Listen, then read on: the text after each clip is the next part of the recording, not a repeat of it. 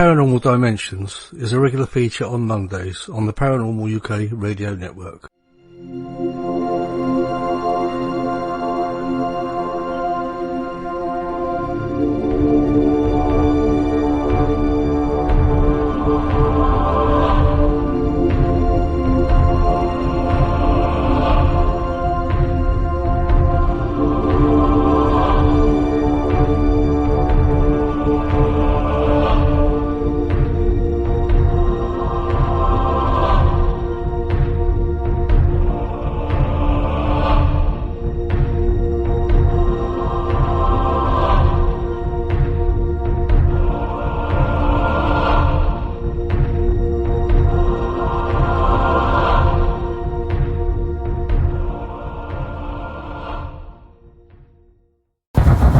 Good day to you.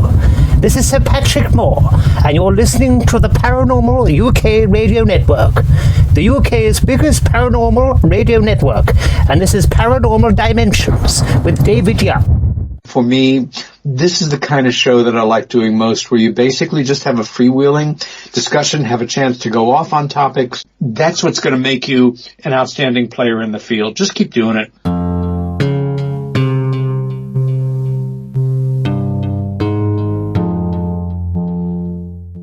Hello and welcome to the show. Thank you for that fine intro, Patrick, and for those kind words, Peter Robbins. Okay, now today's guest is Terry Lovelace.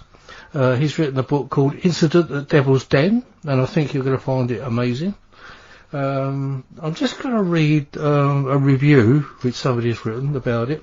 When I read books such as this, it's not that I necessarily believe the author, rather I compare it with other books of the same type for consistency.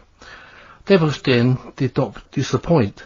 Here you have all the benchmarks of a lifetime of alien abduction, government involvement, implants, and the strangeness that goes along with these events. Mr. Lovelace tells a compelling story, one that you wouldn't wish upon your enemies. It must have been a tough decision to write this book, but his reasons were sound, even at the cost of some pain, and maybe harassment by the government. I liked his comment about disclosure, saying that it was all of us that are disclosure. The more we talk, the more we know. All in all, I was impressed by the obvious sincerity of the author, and I wish him and his wife peace in the years to come. They've certainly earned it. Well, that's very interesting. That's just one review that I picked up. So I think the best thing we can do is now bring on Terry. Hello, Terry. Welcome to the show. Thank you. It's a pleasure to be here. I appreciate it. That's great. It's a great honour to have you on the show, I must say. I've heard great things about you and from good friends of mine, the Kinsella brothers, Ronnie and Philip, and they really sing your praises, and you've got a fantastic story, I know. I mean, I don't know really you'd like to start with it. I mean, do you want to tell us about your background and how you got involved in this amazing story? Sure. I graduated from high school in 1973 and enlisted in the United States Air Force. Not so much out of patriotism, but more to get the GI Bill to have a college education paid for. So I signed up to be a medic. I didn't want to be a combatant, so I was a medic and an EMT, and worked in a hospital and drove an emergency room. I was stationed at Whiteman Air Force Base, which at the time was a SAC base near Kansas City. At the time, it had B-52 bombers and Minuteman II missiles.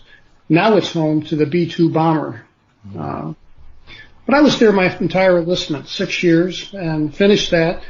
I finished an undergraduate degree in psychology through PAUK University, and then obtained a law degree at University of Michigan, and passed the bar and went to work in the law. And that's how I've made my living.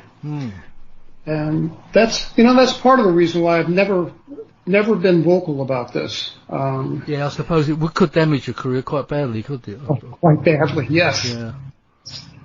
So, and that's okay. I had no intention of ever speaking about this, actually, or writing a book, until 2012, when I had a problem with my leg. I couldn't support weight on my right knee. So my wife took me to the Veterans Hospital where I get all my medical care. And I had the problem with my knee was that I had a what's called a Baker's cyst, just a benign cyst. You catch it like you catch a cold, and it sits underneath your kneecap, and they're always benign, and they always resolve in a couple of weeks. Oh, right. Was it painful, though, like that? It was painful. It was painful to put weight on bare weight on my right leg. But some crutches and Tylenol, in 2 weeks I was good as new. Right. Was it like an infection, is it, type of thing? You know, I'm not sure if they classify it as an infection, but I guess it would be. It's a foreign object invading your body. Yeah. That's what I was trying to get for, because I know you're going to tell us a bit about the foreign object that they found. I was just wondering if it was that causing an infection of some kind. Yeah. Anyway, No, I don't. I'm sorry I interjected. Sorry. No, inject anytime. Yeah, the radiologist and the radiographic technician who was taking my x-rays, asked me, have you ever injured that leg? Have you been in an automobile accident or had a shrapnel wound? And I'm like, no, nothing like that. And she says, well, you have foreign objects in your leg. And I asked to see them, and she showed them to me. And I had one above the leg and a collection of items below my leg in the calf muscle of my leg. Wow. And as soon as I saw them, I just felt stunned. I realized that the article that's above my knee and lateral, it's a structure that's square and obviously manufactured. It's not a normal structure found in the body with two wires attached. It's about the size of your fingernail. But I realized I'd been a runner since 1979, and I would run, not marathons, but I'd run 2 or 3 miles a day, 3 or 4 on good days. And I noticed that every time I would hit the 2-mile mark in my run, without fail, every single time, the area over where that thing lay in my leg would go completely numb. Every time. And I asked my doctor about it back in 1980, and she's like, this is probably a histemic reaction or something. She says, I wouldn't worry about it. So I didn't. But when I saw the x-rays, it really sunk in that these things had put their hands on me.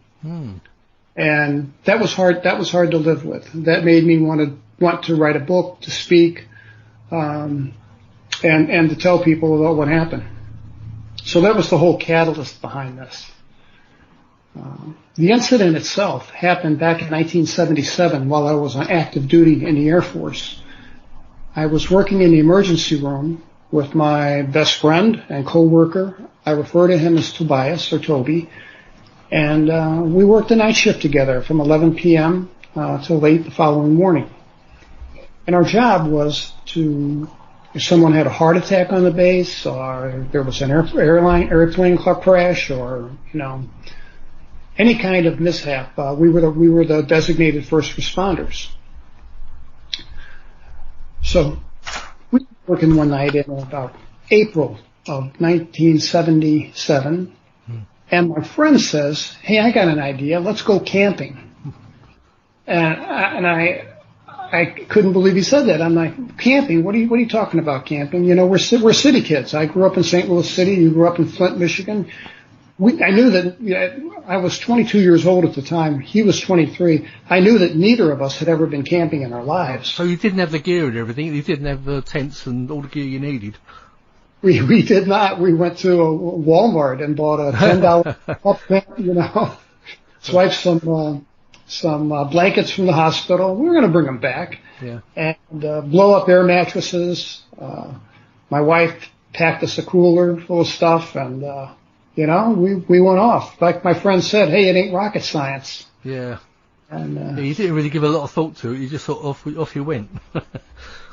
Yeah, in retrospect, it almost felt like we were keeping an appointment. It really, I don't know any better way to explain it. We didn't stay in a designated campground. We trespassed, actually. There was we took a paved road, dodged the park rangers, found a gravel road and took that. And in the distance, we could see an area of high ground. And we thought that would be a great place to set up a camp. But we came to a chain across the road with a pretty sternly worded warning saying keep out, no admittance. And I thought, well, I said aloud, I think, hey man, I think we're going to have to turn around and go find another spot. And he's like, no, wait a minute. And he hops out of the car. And what they had done is taken the end of that chain and looped it on itself to make like a noose and then padlocked it. And it was just draped over the post on the opposite side of the road. So he hopped out of the car, picked it up, and dropped it. And the chain fell to the ground, and we drove in. And what would be the penalty for getting caught there, Terry? We didn't even know it at the time. And I wasn't able to verify it until I wrote the book. But it's actually federal land. It is federal property. Right, so it could be quite a high fine, probably. It could be. Yeah, it could be. So I didn't think we were trespassing. I thought it was just an off-limits area of the park. I was expecting the worst that could happen would be, they'd come throw us out. Yeah. Yeah, I'll get back to that chain in the road because that's significant. But as we were going, we just kept driving on a steady upward incline, and we crested this hill, and there was just a stunning meadow in front of us. It was clear of trees and just late blooming wildflowers, and it was just beautiful, It had a nice view of the forest all around us, and I'm sure we had wonderful view of the night sky without light pollution. And we sat down and we set up a camp, made a campfire, and we did all the things that you do when you go camping. Yeah. Yeah. Well, I know that northern Arkansas is pretty spectacular anyway, isn't it? It is. It's a beautiful place. But after this incident, when I decided to write the book and started putting it together in 2016, I decided to do a little research on Devil's Den. And I found that it has a pretty dark history. The first thing I found, I'll just share a couple of these examples, was in 1946, there was a young girl, 8 years old, who was camping with her family, mom, dad, and two younger brothers. And they were from Pittsburgh, Pennsylvania, and they were traveling to El Paso, Texas. And I guess Devil's Den was about the halfway mark for them. Yeah, it's quite a way, isn't it? Yeah. It is a long way, long drive. So they spent the night in 1946 in a campsite not all that far from where we were. And the next morning, mom is putting breakfast on the picnic table, and the kids are, chasing each other around the camper like kids will do. And the two boys came running around, and the girl didn't. And the mother said, boys, where's your sister? And they're like, well, she was right here. And mom's annoyed, and she tells, go kids, go find your sister. So they run to the restroom, and they run around the park, the campsite, and they can't find her. And they come back, and, everybody gets concerned. And then the fellow campers start to look for her. Now, she's 8 years old. She's dressed in a blue swimsuit with, flip-flop, like shower thongs, not proper footwear. And that's all she's wearing. And the terrain is pretty rough around there. It's thick forest and a lot of rocks, limestone outcroppings and the like. And the search for her expanded to eventually include 2,500 people, and they covered the park. It's an enormous park, but they covered over 2,000 acres. They had help from the Little Rock Civil Air Patrol. They didn't have the forward-looking infrared radar at the time, but they flew several flights looking for her over four days. And the last day, the seventh day that she was missing, she's been missing now 7 days and 6 nights. At the end of that day, it was supposed to transition from a rescue to a recovery. And there was a volunteer searcher who was a student from Arkansas State University. They drove a bunch of kids up in a bus, and they volunteered to help hunt for her.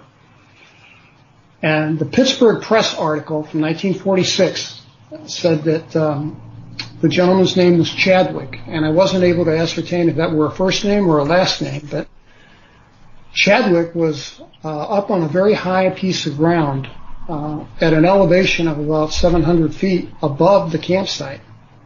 So to get to the top of that, you have to take like a zigzag trail, and you would end up covering several miles by the time you reach the top of the place. And it's very rough terrain. It's an area that they had searched twice before, and Chadwick was calling her name, and he calls out, "Catherine," and she steps out from under a limestone cropping and says, "Here I am." Wow. And he took her and carried her down this mini mountain and got her back to camp. And of course, everyone was rejoicing. But she hadn't lost an ounce of weight. Other than a few bug bites, she was no worse for the wear. She was well hydrated, despite the fact that there was no potable water anywhere near where she was found. And she had no memory. She could not tell them where she'd been for the last 7 days. Had no recollection at all. As a matter of fact, that's really strange, isn't it? And the fact that she must be getting water from somewhere. She was wandering about. It's really weird. Yeah, it's weird. And that article was easily found if you do a Google search. It's Pittsburgh Press, Catherine with a K, Van Alst, V-A-N and A-L-S-T. Yeah.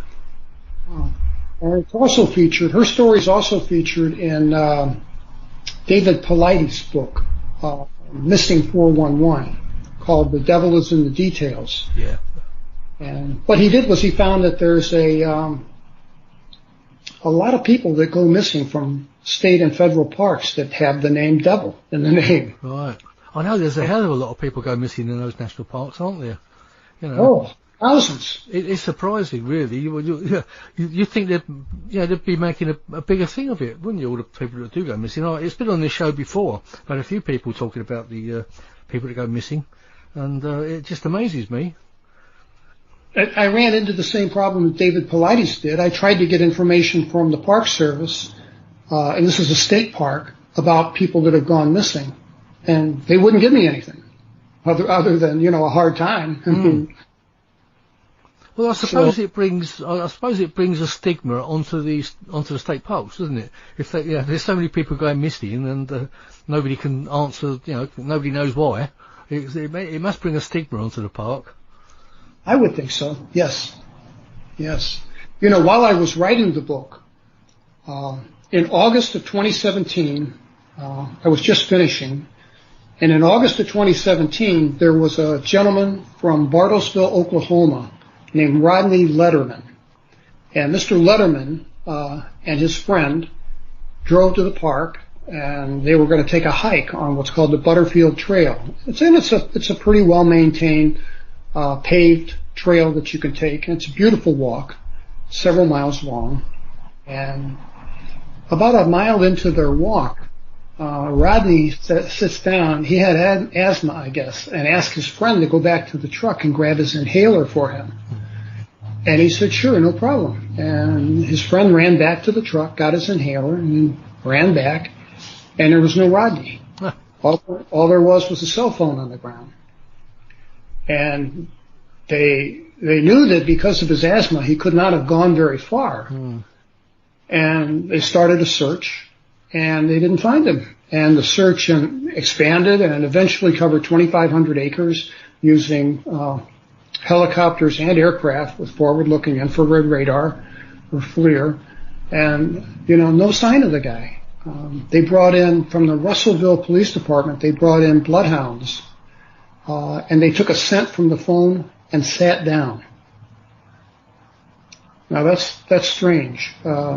If he had walked away, they should have been able to follow his scent. Sure. And then why would he walk away, knowing that he's not got his inhaler in the first place?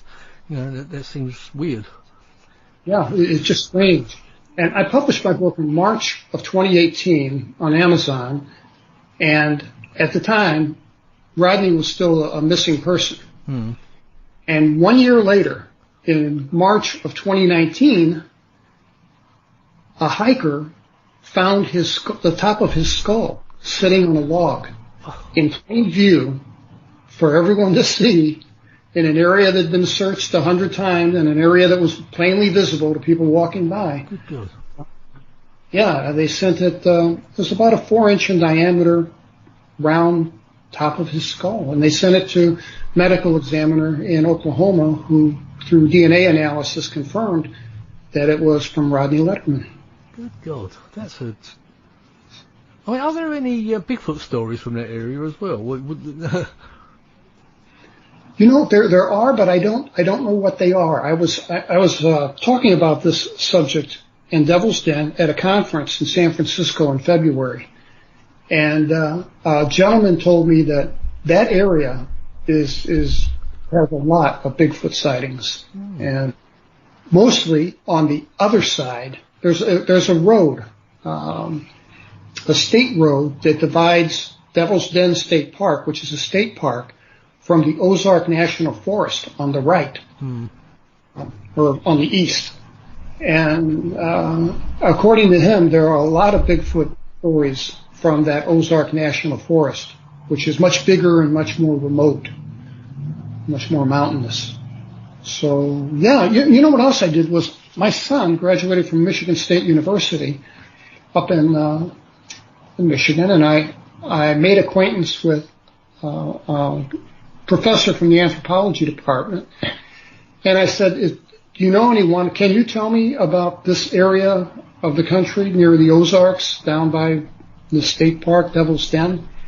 And he says, no, I can't, but I know who can. So he referred me to someone who's done an awful lot of archaeological exploration of the area.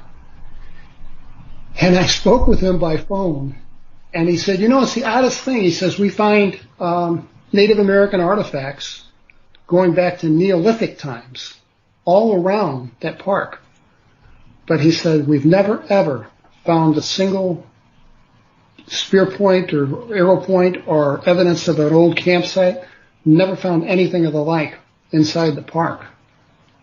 So I did some more research, and I thought that was very odd. And I found that there are 2 Native American tribes that kind of lay claim to that ground. They share it. One's called the Kahino, and the other one's called the Caddo or Caddo. I've heard it pronounced both ways, tribes. And I found a medicine woman living near Russellville who claimed to be a Caddo tribe medicine woman. And I spoke with her, and she says, and I asked her, I said, what can you tell me about Devil's Den? And she says, well, I can tell you this, that for our people, it's a place to transit through.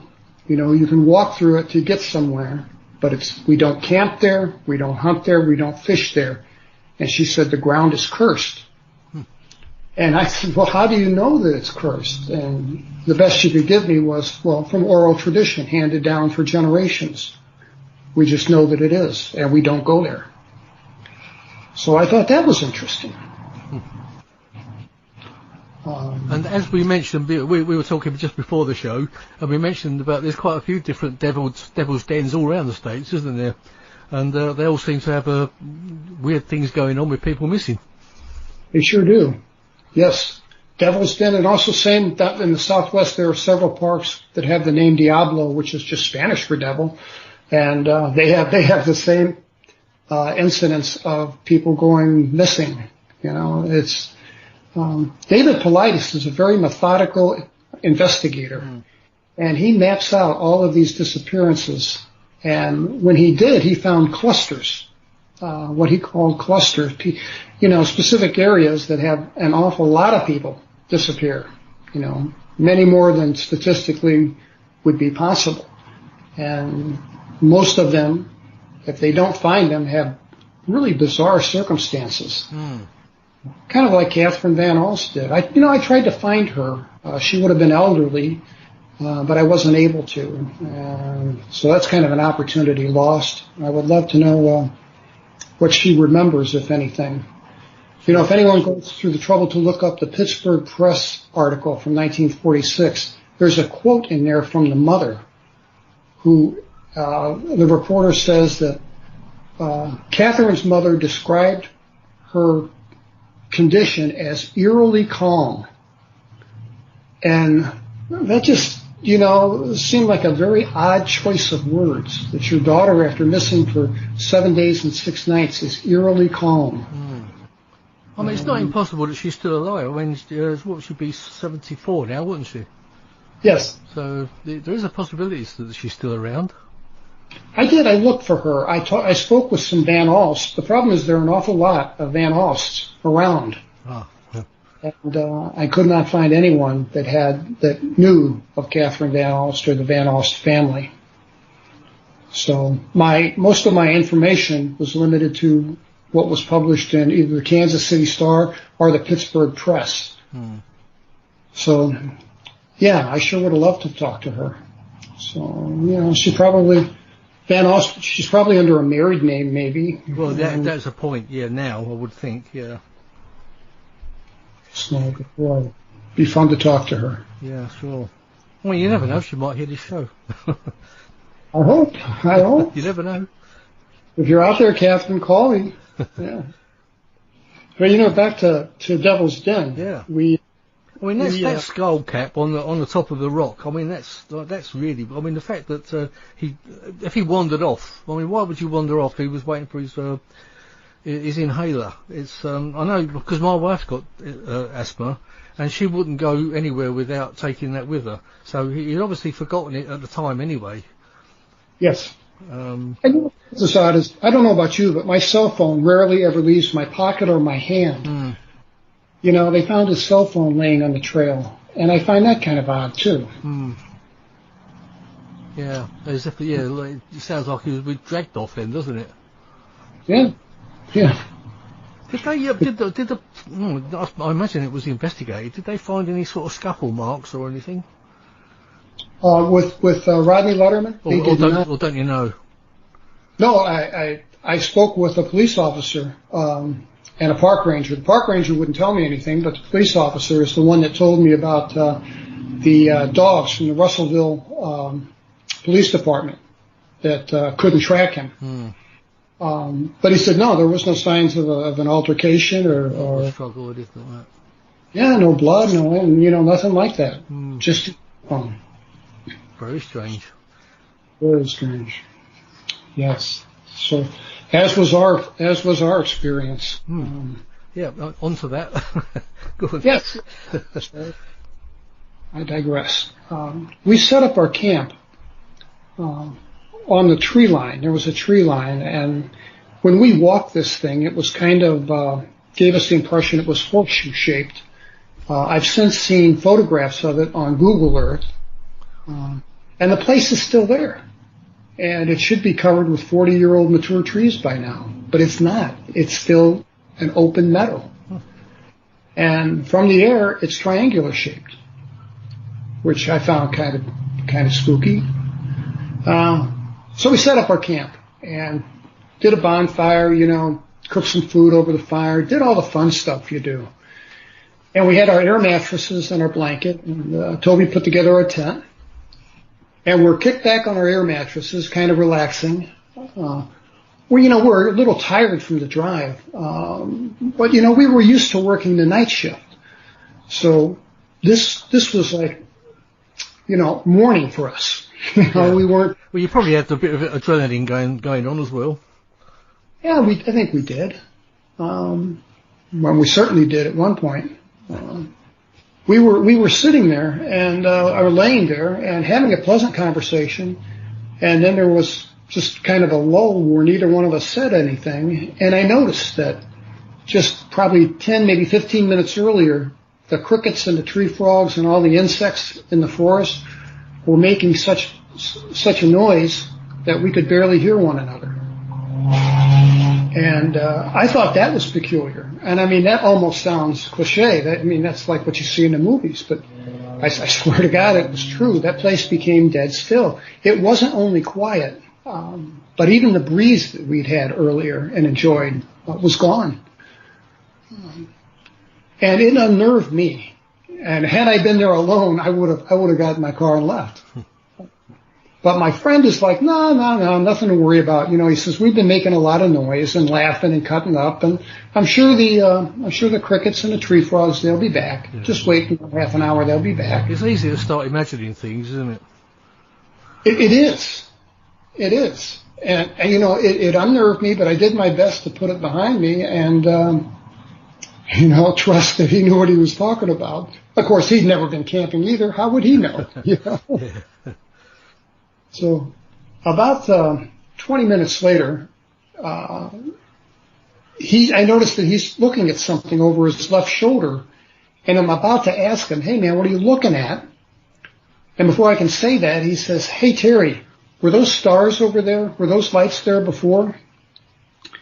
And I'm like, what are you talking about? Because I couldn't see because his torso was in the way, so I had to stand up and move to my left, and I could see what he was talking about. Just above the horizon, there were 3 stars in a tight little triangle sitting just above the tree line, just above the horizon.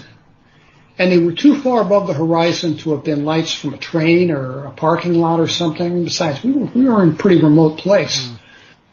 And we didn't know of any aircraft that had that kind of light configuration, that triangle configuration. And Rodney said, you know, that thing could be some kind of aircraft headed in our direction, and it just looks like it's immobile because it's traveling toward us. So I'm like, yeah, you're probably right. Let's just watch it. We'll see it move in a minute or two. And it did move, but instead of moving like an airplane, it rotated. It rotated like it were on an axis, with the orienting of the point of the triangle up and the base of the triangle parallel with the horizon. And that got us a little bit excited. Sure, yeah. Then it took off. It just slowly rose into the sky. And that's the first time that I noticed a feeling of calm wash over me. And I don't know what it was, but I wasn't afraid anymore. And I had this odd feeling that it was almost like I was an observer rather than a participant. I even would say I was mildly disinterested in what was going on.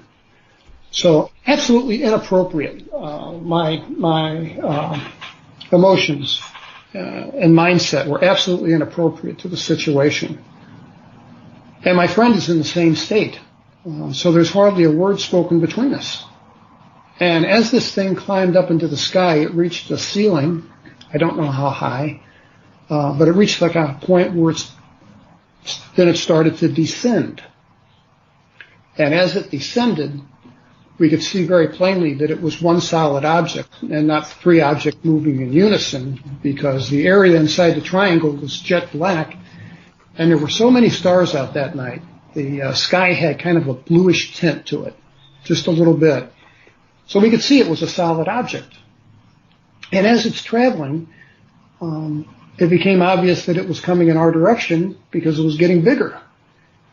And as it was descending, it did a tumbling thing where it would go end over end, and we'd see the apex of the triangle go underneath, and then we'd see just 2 lights, and then it would come around again and assume a triangular shape, and so it was tumbling. And I remember thinking, if this is just an odd thought, I remember thinking that it's moving with purpose. You know, it's not out of control. It's moving this way intentionally. Were you still thinking it was maybe a military aircraft at that point? You know, I didn't really make a judgment call. Except that I had the distinct feeling that this isn't an aircraft. This is something else. We were familiar with aircraft, and this was nothing we'd ever seen. But as I said, we were just in a strange place, you know, and the forest was still dead quiet. And we watched this thing descend, and it got bigger and bigger. And we could see in the dim starlight a black shadow move across the tree lines faintly, and see the thing headed right toward us. And it was enormous.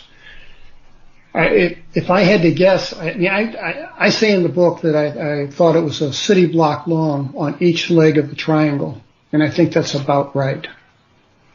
So this thing was enormous. And it stopped about 3,000 feet over our heads. And it came to just floated and came to a dead stop. And we're looking at it. And I said, Toby, what is that? He said, man, I don't have a clue. But we weren't even excited. We were just, like I say, just kind of passive observers. My friend Toby had his backpack within easy reach, and there was a camera in that backpack. And neither one of us thought to take a picture of this thing. Oh. And that's crazy because photography was my hobby at the time. Yeah. I had come hoping to photograph some wildlife. And while we're looking at this thing, there came a light from the dead center and underneath of this thing. There came a beam of light, and it landed in our campfire, and this was a visible beam of light. It was a white column of light. It was, like a searchlight cutting through fog. You can see a column of light. It had that characteristic to it, but there was no fog, of course. And this was about 6 inches in diameter. And this light, just flipped on like someone flipped the switch. It was on, and it was centered right in the middle of our campfire. And I looked at it, and we looked at each other, but we didn't say a word. And I felt another wave of that calm. That calm feeling that I had, I would almost equate to sedation. Yeah, it sounds like it. It sounds like they might have sent down a light of sedation or something, doesn't it? Yes. Because was the craft making any noises at all, or was it completely silent? It was completely silent at that point. It made some noise later, but at this point, it's 3,000 feet above us, and we can see some lit windows. And at the apex, at the point of each triangle, there was a light, and it was just massive. So my friend, the white light stayed on for about 1 minute, and then maybe less, and then it turned off. And then immediately, in its stead, there came this laser beam. Now, this is 1977. I had only seen lasers on television. I'd never seen one in real life. And this was obviously a laser. It was bluish purple. It was odd, and about the diameter of a pencil. And it would land at a spot in our campsite and stay there for maybe a tenth of a second, and then reappear at another location for a tenth of a second, so that it was like, it gave the illusion that it was dancing around our campsite. And I remember I had the feeling this thing's scanning us. It's checking us out. And the laser light struck me in the chest a couple of times. I didn't feel a thing. I know it hit my friend Toby, it hit our car, the tent. So yeah, I had the impression this thing was just checking us out. And that lasted for maybe 3 minutes. And then this is where the story gets a little odd and a little hard to believe, but this is what happened. I'm suddenly sleepy. I'm suddenly so sleepy, all I want to do is go to bed. I want to go in my tent and lay down. And my friend Toby had the same idea, because he stood up and said, show's over, after the laser light quit. And he grabbed his air mattress and his blanket and threw the air mattress in the tent, threw the blanket on top of it, and just plopped down on top of it. And I did the same. After he was in, I threw my air mattress in and just fell on top of it. I didn't bother to remove my boots or my shirt, which was significant later. So I just I just fell down on this air mattress. And I remember thinking, Toby was wrong because the crickets and the tree frogs never did come back. But there was no fear. I had no fear at all. All I wanted to do was go to sleep. And I did. And about the best that we can calculate, it was about 4.5 hours later, I'm awakened by these flashing lights. And they're different colors. There are yellow and white and a light green. And they're just flashing at odd intervals. And every time they flash, they light up that tent. I mean, like a stadium at night. I mean, it just was a brilliant light. And I don't have my wits about me. And I'm like, where am I? Oh yeah, we're camping. That's right. And I saw these flashing lights, and I thought, I bet that's a park ranger's truck. Those are the overhead lights of the park ranger's truck. They're here to kick us out. And I sat up, and I realized that I was hurting. And I looked down at my boots, and my boots were undone. And I thought, well, how did that happen? And I take them off and discover my socks are on sideways. And in the military, they teach you to take care of your feet. I mean, you can't do your job if you can't walk. So, to this day, I'm particular about, I had them laced up tightly, and they were just unlaced almost all the way down, which I would never do. And I thought, boy, that's really strange. And I put them on properly and laced them up. And then at one of the flashes of white light, to my left is Toby. I'm aware that he's sitting he's on his knees, and he's looking outside at something that's got his attention. And I asked him, I said, what is it, man? Is it park rangers? What's out there? And he kind of shushed me and spoke in a whisper. And I'm kind of confused. I don't know what is going on. I get to my knees, and in one of these flashes of white light, I could see that there was a track of tears that went down the right side of his face. So he'd been crying. And that scared me. All of that sedated feeling that I'd felt earlier, that's all gone now. I realized that something traumatic had happened to us.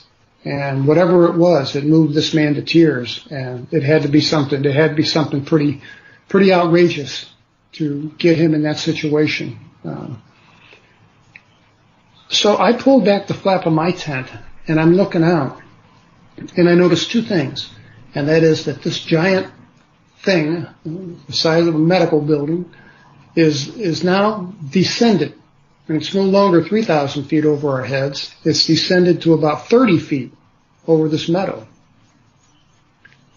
And then we can really have some idea of how absolutely enormous this thing is.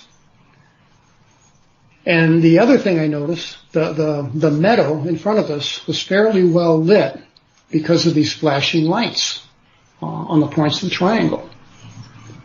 And I'm looking, and I saw at first what I thought to be kids, children. And there were maybe a dozen, maybe 15 of them. And I asked my friend, I said, Toby, now what are these little kids doing out here in the middle of the night, in the middle of nowhere? And he says to me, he says, Jerry, man, those ain't little kids. Look at them. They're not human beings. And I did look at them. That's not a familiar description, isn't it? It is. It is. And he was right. They had larger heads. Their heads were disproportionately large to their bodies. They had, like you see in the movies, spindly arms, spindly legs. But they walked with a very distinctive gait. They walked like their knees were almost hinged to move backward, or they were limping, but they had a very unusual walk. And, they weren't looking at the ground. It wasn't like they were looking for something.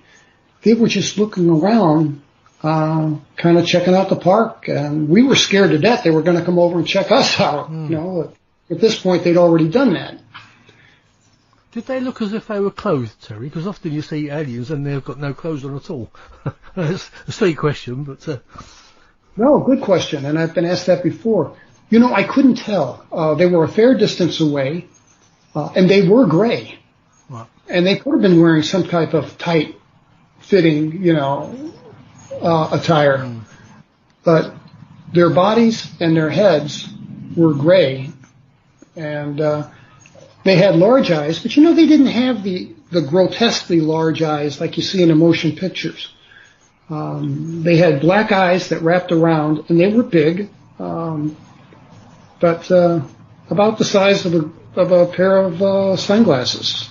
They weren't, terribly large. The backs of their heads was bulbous. It was their cranium, their skull was not shaped like a human's skull. And as I said, they were paired up in 2s and 3s, and we're watching this. And you'd asked about a noise earlier. That's when I did notice a noise. There was like a low droning noise, and I equate it to, if you've ever stood next to a big piece of industrial machinery, they make a noise it's more powerful than it is loud, reverberates in your chest. Yeah. And that's what this was like. Because when I was trying to get my head together, I thought, is this a park ranger running a generator in the back of a truck? That doesn't make sense. But the noise that we were hearing was coming from the triangle. So while we're watching, a beam of light that had that same white characteristic to it, like a searchlight through fog, it was white and visible, 25 feet in diameter, came out of the craft, and is there to plainly see. It's visible, and these little guys in 2s and 3s, just kind of they weren't in a rush to get there, but they just slowly meander and walk over toward this beam of light. When they step into it, they take maybe 2 steps and they just dissolve. They dissolve away into nothing. And we're terrified. My friend is hyperventilating at this point, and I am so scared. It was the most frightened I'd ever been in my life. And we watched until the last 2 went into the light and disappeared. And as soon as they were gone, the light turned off. Again, like someone just hit a switch. Yeah. Was it like you see in Star Trek? Like they've disappeared up into the craft like that. Absolutely identical. Yeah. I haven't seen a Star Trek episode in a lot of years, but they had a transponder or some kind of thing that they used to, and people would step into that and dissolve and then appear somewhere else. That's what this was like. Yeah, that's what it sounds like. And it was quiet again too. After they turned that light back, when they turned that light off, that droning noise that we'd been hearing stopped. And I guess we'd become accustomed to hearing it, because when it stopped, the silence was kind of unnerving. And it was dead quiet again. And we saw this thing take off. And when it took off, it didn't take off like a rocket ship. It just lifted off like a hot air balloon and went straight up. And we watched it until it was 3 points of light, then a single dot of light, and then gone. That's the way you first saw it. Yes. Now, I will say this: when it lifted off, the lights on the corner, on the points of the triangle, had been kind of colorful, yellow and greens. And when this thing took off, it switched to all white. And I called it a light bar. There was a bar on the side of this, because this thing was deep. And there was a bar on the point of each triangle, and there was a light that would run up and down that beam. And I remember thinking, I bet that's what makes it look like a star, twinkle when it's in the sky. And I was right, because when we watched these 3 stars get high enough, they then took on that characteristic of twinkling. And but like I say, I think the farther up it went, the faster it traveled. And it was gone in just a matter of seconds. It sounds like it. Judging by the size that you said it was. And we sat there, and this sounds odd, I know, but this is true. I didn't want to go outside. I mean, it was just a piece of canvas over my head. Mm-hmm. I did not want to go outside of that tent. It's a bit like hiding under a pillow, isn't it? Yeah, to this day, I won't cut across an open field. I feel vulnerable. Really, yeah. And I'll walk a mile around, rather than cut across an open piece of open space. Yeah, so it's obviously affected you. It is. Yeah. And I made that observation on the ride back. That I felt like we were different somehow. And did you have any injuries at all from it? We did. We were terribly dehydrated.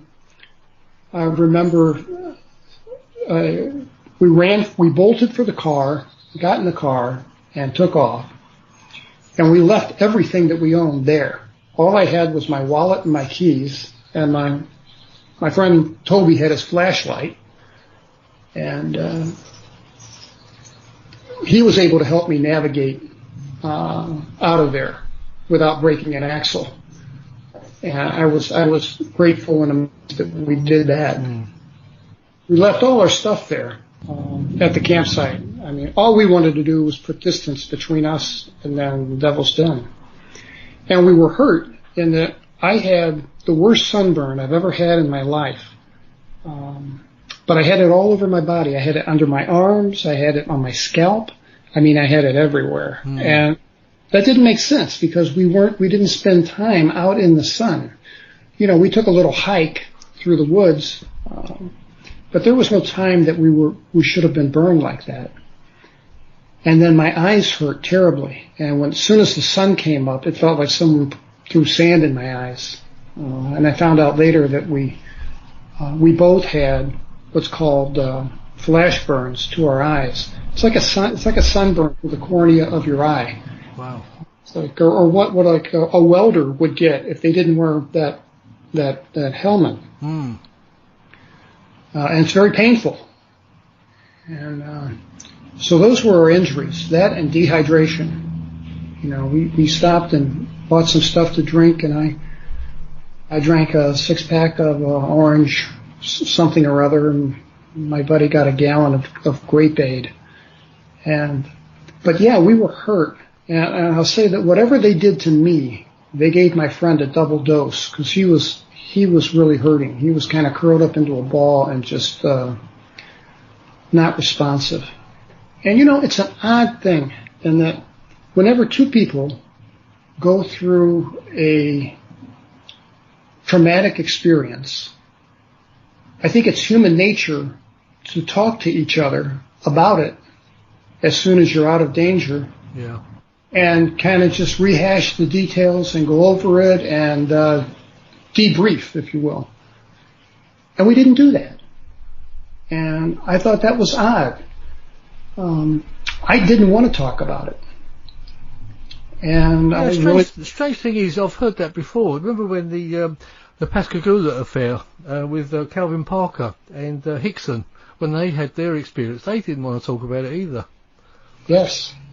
That's odd you mentioned that. I sat down in San Francisco in February with Calvin, and I'd met him before, but we sat down, we had a discussion about the commonalities between our stories, things that were, that we shared, experiences that we shared. And there were a lot of them. And that was one of them.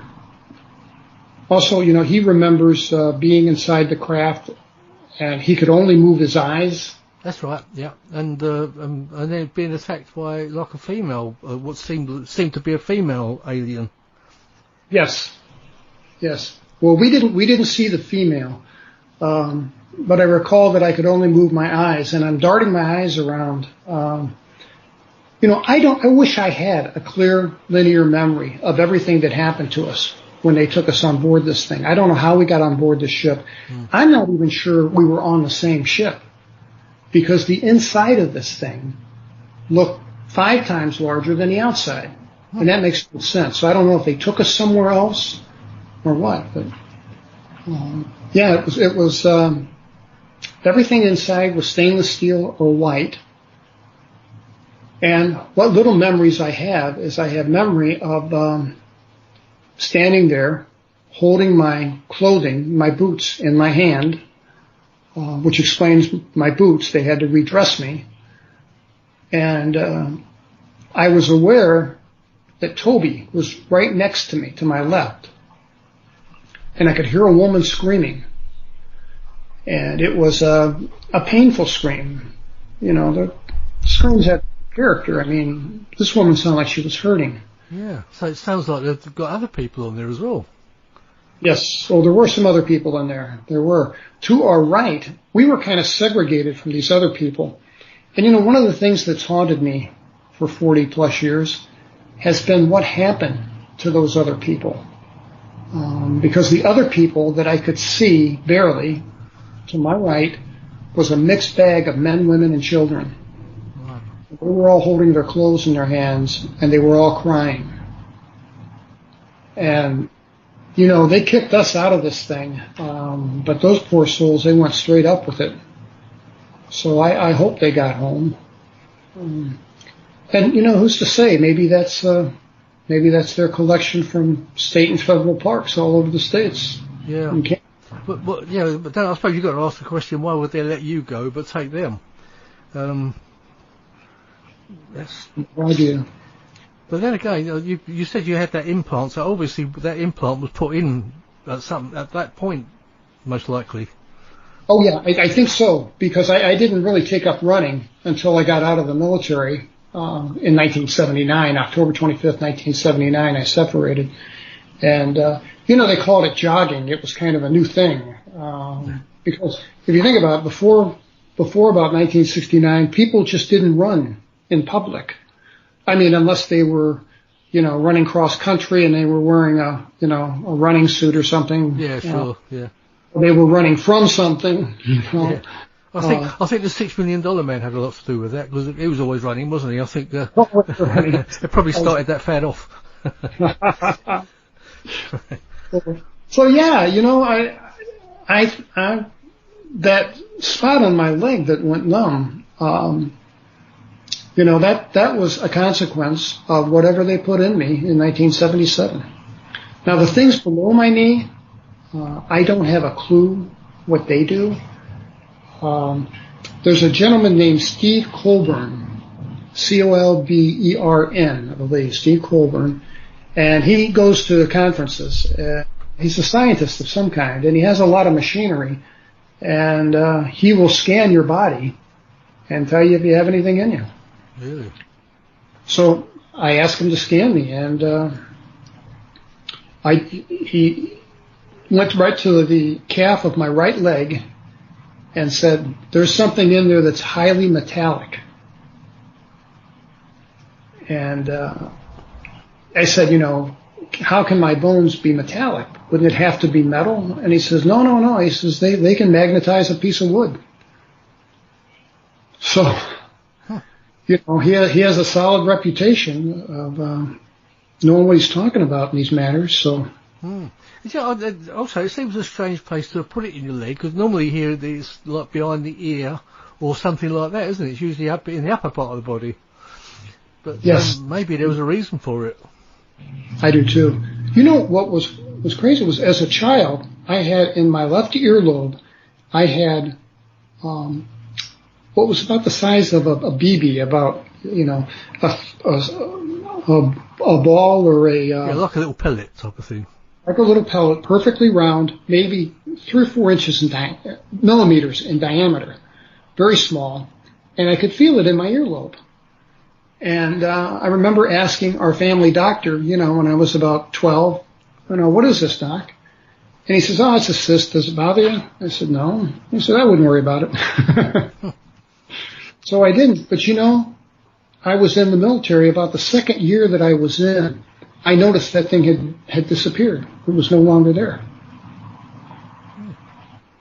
So, yeah. So, well, I suppose you've got no idea where that went. Could it have just cleared up, or do you think you may have well been abducted again and had it removed without your knowledge?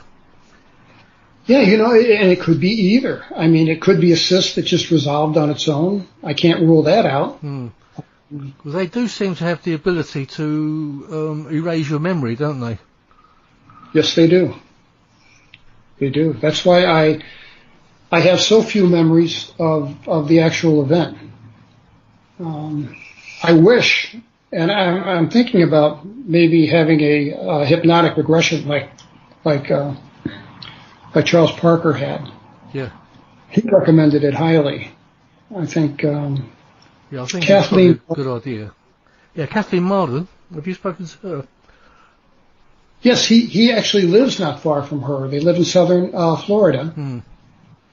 No. He lives in Louisiana. I'm thinking of Kevin Briggs. Well, Mississippi, I think he lives in, doesn't he? But, Mississippi. yeah.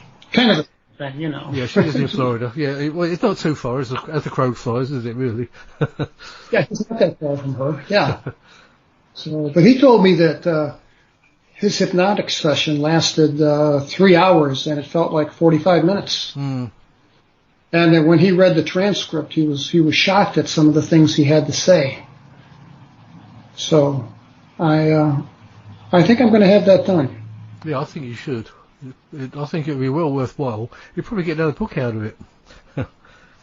I think so. I bet so. Because you're sure to find some more information out that you're probably questioning now. You know, I think it's a thing you should do.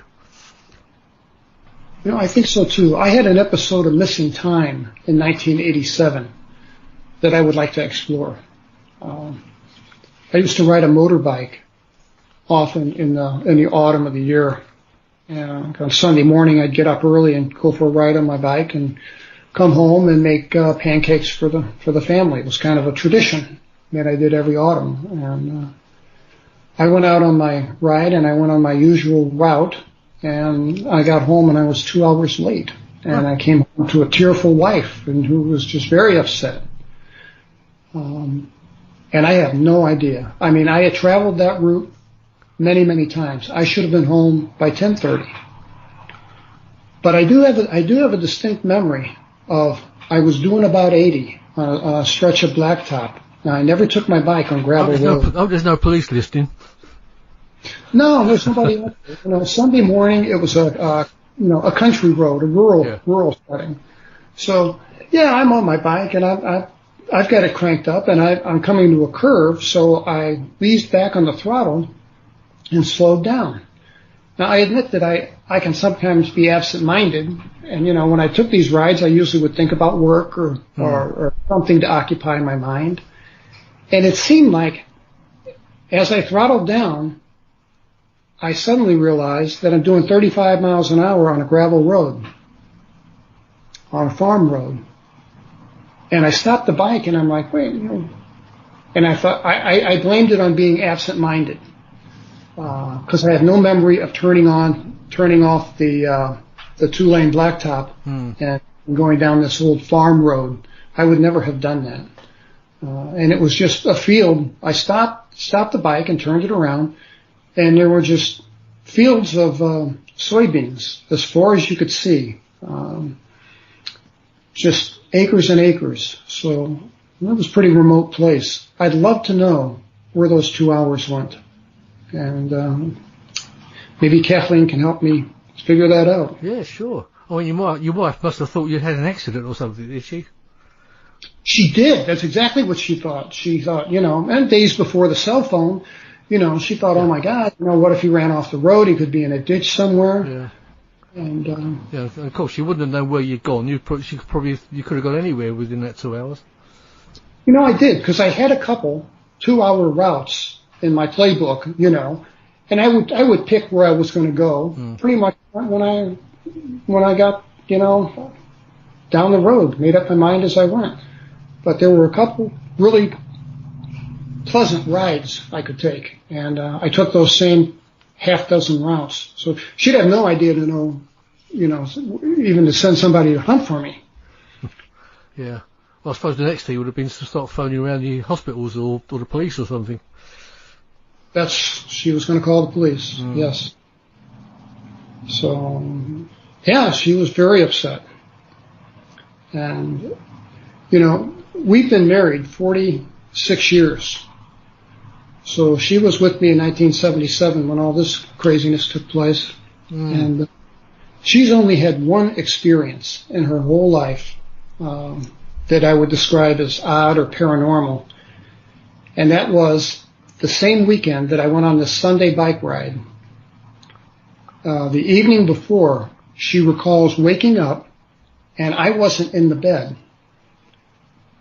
And hall light and bathroom lights were off. And she noticed that at the foot of our bed, between the foot of our bed and there was a window in back, there's what she first took to be a petite Asian woman standing at the foot of the bed, silhouetted against this window. Right. And, you know, she says she wasn't afraid. You know, she wasn't, going to grab a gun or scream and she says that this woman spoke to her, but her lips never moved, but she heard her with crystal clarity in her head. And this woman told her, everything's okay, go back to sleep. And that's what she did. She will go back to sleep. Now, you mentioned that. Do you know Dave Emmons at all? Yes, I do. Now, he had a similar experience with an Asian woman too. Yes, I was just on his show not long ago. Yeah, he's been on this show too, so there you go, we're going full circle. Yes, but, I don't know if he's related that story to you about the Asian-looking alien, as he called it. No, he hasn't. I was on his show, and I did most of the talking, but I'd love to hear that story. I'll have to reach out to him, because I'd like to hear that. No doubt he'll tell you that. Yeah, it's in Sedona, I believe it was, that he met up with this Asian alien ladies, he called it. Very interesting. I mean, just a brief explanation. Did he see her in his home, or? I think there was 2 occasions, I believe, that she showed up in his life. I'm just trying to recall now what the story was. You'll have to forgive me. I'll have to have a listen to it again. But as you were telling me that about the Asian woman, I thought, well, it just sort of sprung into my mind. That sounds very similar to what Dave was saying. And the description you said about the slenderness of her. Yeah, it's very interesting. No, you should definitely have a chat with him about that. I was going to say, going back to your earlier professional years, did you have any interest in UFOs or anything like that, or was it something you would avoid or weren't interested in? You know, I really had no opinion one way or the other. My father, had a real fascination with them, but he was always careful to add the disclaimer, that's probably from the Russians. Yeah. Well, I mean, that's what it was in the early days, wasn't it? I mean, the Russians thought that a lot of UFOs were US craft, and the US thought they were Russian craft a lot of the time, even during the war, wasn't it? The Second World War. The Germans thought that they were secret weapons from the West, and the West thought that they were German secret weapons, or the Foo Fighters. Yes, the orbs of light. Yeah, so they've been around for a long time, haven't they, Terry? Yeah, it's not a new thing. Yes, but yeah, I had no particular interest in the topic, and I really wasn't a science fiction fan, and my reading tastes run more to nonfiction than fiction. The only fiction I've read some Stephen King novels, and but yeah, after this incident, I really didn't want to watch anything space related, UFO related. I have to say, I agree with you. I'm not too much of a science fiction fan, unless it's got inklings of the truth in it, sort of thing, you know. Like even ghost stories and things like that, you like to have they're based on a true happening or something, you know. You don't mind it so much if they're dramatised a little bit then. Yes. It's odd you mentioned ghosts. I was telling someone recently that I don't know where this comes from, but I think there may be some kind of connection between the ghosts, UFOs. Yeah, absolutely. You're on my wavelength. I agree with you entirely. I mean, a few years ago, I've said this several times on this show. A few years ago, I couldn't see any connections at all. But the more I've spoken to people and read more and more, I think it's all connected. Yeah, I do too. And again, I'm going to say it on this show. That's the reason I called this show Paranormal Dimensions, because I think a lot of the stuff that we're seeing, I'd say we're seeing, is not all extraterrestrial. I think a lot of it is interdimensional stuff that's going on. I think maybe the majority is. Yeah. That brings the topic of consciousness into play. Absolutely, yeah. Is the universe a conscious entity? Yeah. I don't know. Yeah, it's very mind-boggling. The more you start thinking about it, it's hard to get your mind around it. But I certainly do believe a lot of it is interdimensional, as I say. I mean, I would say some of it is extraterrestrial. And I mean, there's got to be civilizations out there that are millions of years in advance of what we are. But I think a lot of it is to do with the atomic. Our atomic things that the atomic test bombs and everything that we're doing, and obviously if we mess about with that, it's going to affect something else that's living in our same existence but on a different dimension. I think it would certainly draw attention. It certainly draws attention to us. Yeah. Because I think they seem to appear a lot at nuclear bases or whatever, don't they? They do. There's a gentleman named Robert Hastings. Yes, I'm actually going to have. He's agreed to come on the show later on this year. So he's not been very well. He's had heart surgery, I believe, earlier on. Yes, I know he's had some heart problems. He's got a new book out called Confessions, where he describes his abduction, and he had never released to the public that he had been an abductee. Oh, excellent. We chat on the phone about once a week, and he's told me several times about his trips to England and his adventures there and the people that he met. He's a very interesting guy. He wrote that 15 years ago, Nukes and UFOs, about UFOs over nuclear bases. I believe there was a documentary about it as well, wasn't there? There is. Yeah. There is. I saw it. I watched it. It's good. It's well made. Yeah. I was on a nuclear base. Both Toby and I lived on the base. And now I never saw this, but we knew, because we were first responders, we knew a lot of the security police officers. And several of them. I heard this from maybe 6 people. Now it's hearsay. I didn't see this personally. But these guys swore up and down that they saw an orange orb or an orange ring, heard by both ways, floating in the sky above the, there was a special bunker where they stored the nuclear weapons, because we had B-52s there that carried just gravity bombs that were nuclear devices. So they had a special compound and a bunker where they stored all this stuff. And obviously it was a very high security area. And these guys swore up and down that there would be an orange orb or an orange ring in the sky over this bunker, and it would shoot a laser down into the bunker. And then turn off and fly away. Yeah. Which base was that, Terry? Whiteman. That sounds very similar to the Rendlesham one over here, which Colonel Holt was involved in. Yeah, they saw.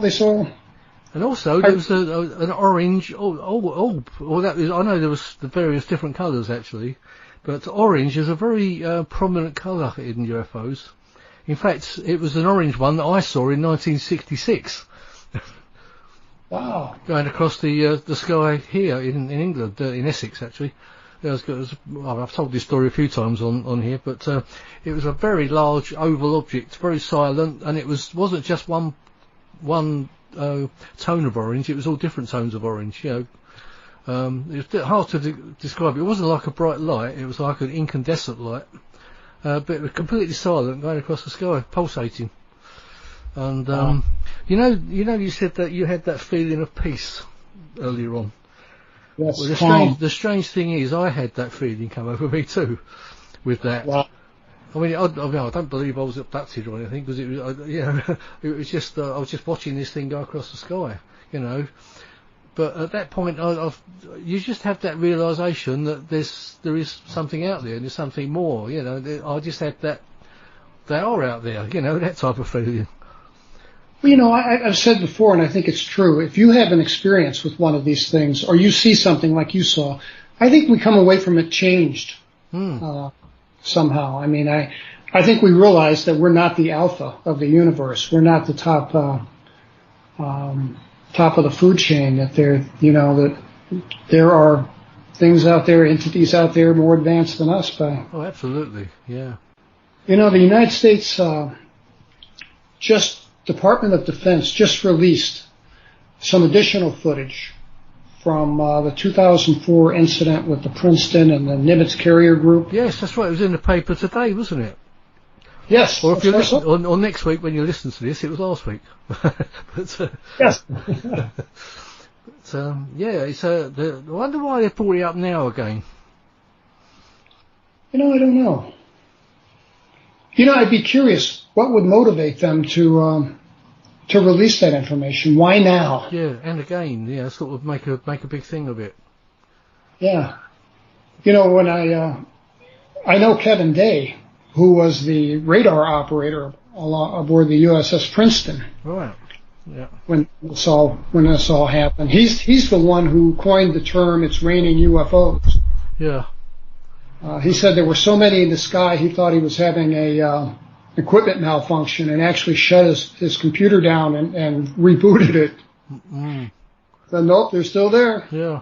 I'd like to get him on the show, actually, sometime. I'm sure he'd love to talk to you. Do you want to tell us about your book? It's called Incident at Devil's Den. Yeah. And it's available, I presume, on Amazon or any other bookshops and... Amazon.uk only. It's not in bookstores. It isn't. It's only available on Amazon. Right. Is it a Kindle version as well, or is it just a book? Yes, paperback? I have a paperback version that has the images in it, the x-rays of my leg, a hand drawing of the craft that we saw that I made in 1978. It's got some interesting photographs in the back. That's the paperback. Then there's a Kindle version. And then there's also an audio book that I did in my own voice. Oh, right. That sounds good. So, yeah, I mean, the guys at the studio said, you don't really have the voice for this. You need a voice artist. And I'm like, no. This is my story. I want to tell it myself. Yeah, that's the way it should be. Yeah. Oh, you sound okay to me. I read the book aloud. So. That's good. Now, what I'll do, I've got a Paranormal Dimensions page. I'll actually put links to the book on the page as well, anyway, for it, and hopefully you'll get a few more people interested. I'm pretty sure you will be. Well, thank you so much. I appreciate being with you. Yeah, it's been a great pleasure, Terry. Thank you very much. And perhaps if you get another book out, you'll come back and do it again. I will. I'd love to. Let us know how you get on, if you can get we have a talk with Kathleen Marden to get your regression done, and that may well be another story. Yes, Calvin Parker had that done with Kathleen Marden and made a book out of it. Yeah, that's right. Yeah, I've got it. And he came back onto the show as well, to be honest.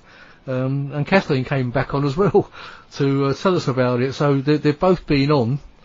It was all very, very interesting, fascinating stuff. But as is what I say, you really should get that done if you can. I'm going to do that.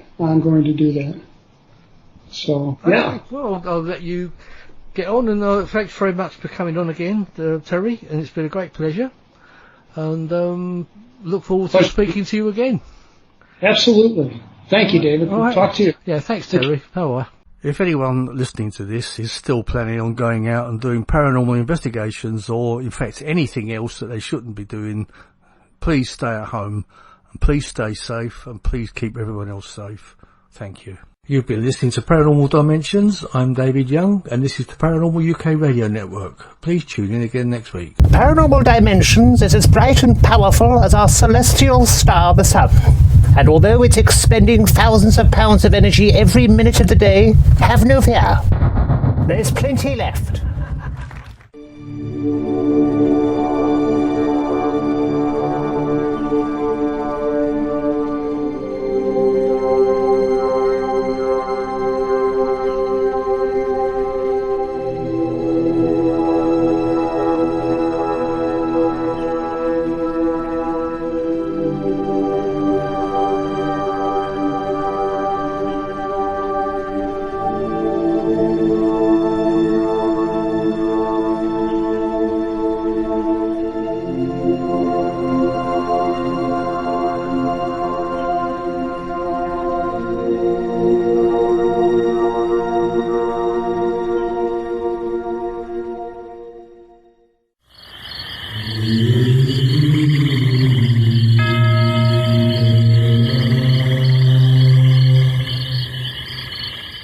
Paranormal Dimensions is a regular feature on Mondays on the Paranormal UK radio network.